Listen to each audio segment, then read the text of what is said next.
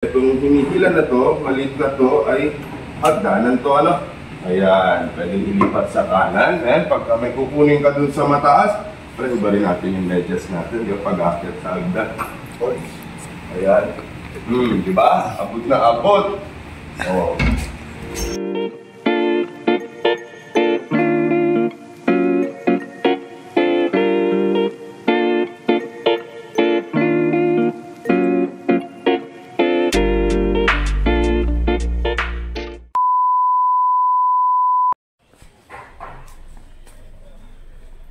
Dito na kami ngayon dito na ako ngayon sa Batasan, no? Silipin na natin yung ginagawa ng gang natin dito. Let's go.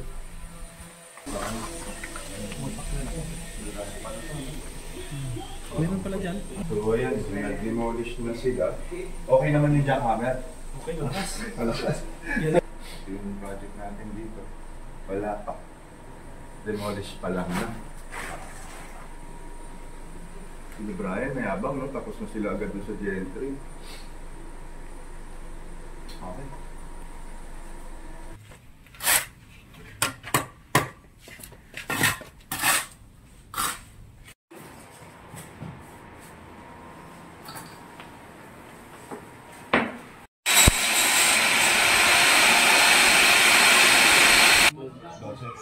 Dito pa.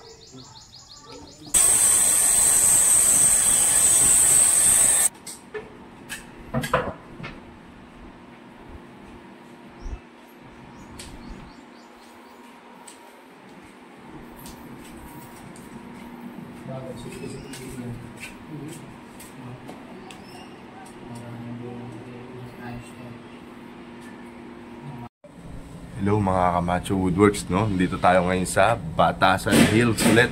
Last day namin dito. Actually, tapos na ito nung nakaraan. Binalikan lang namin kasi ginabi na kami ng gusto noon. Nakakahiya naman na gabing-gabi na, mag-iingay pa kami, no?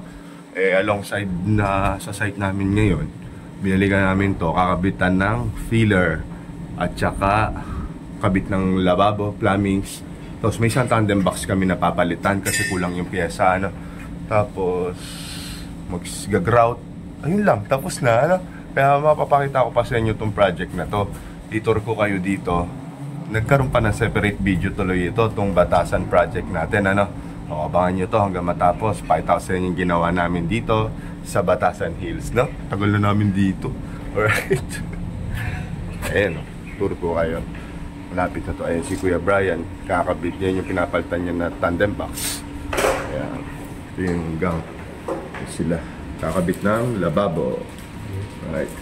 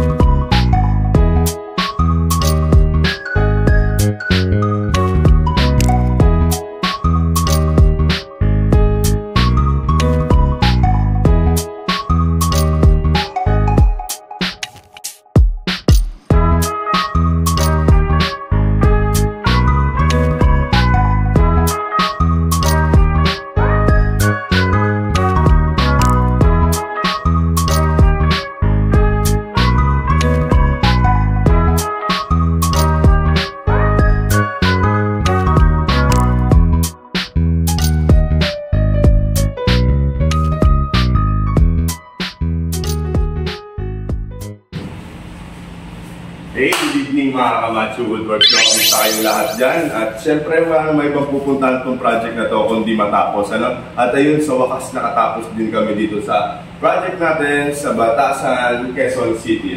Itour ko kayo dito, medyo maliit lang itong project na to, pero alam nyo naman na yung mga maliliit na project na yan yung mga matatrabaho talaga. Kasi nag-start kami dito, nakita nyo naman kanina na from demolition, ano?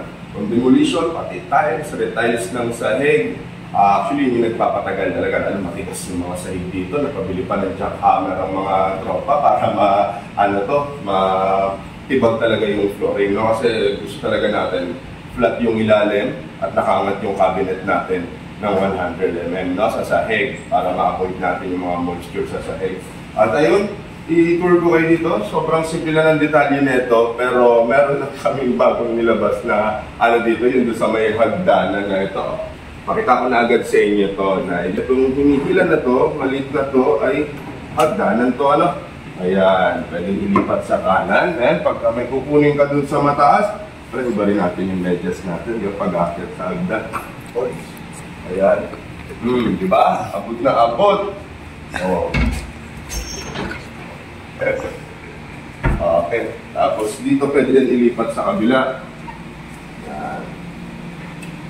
Pagdito ka sa single. Tapos, pagtapat. Ayan. So, ayun o, pinaghirapan to ng tropang CNC operator natin na si Carlo. Shout out sa'yo.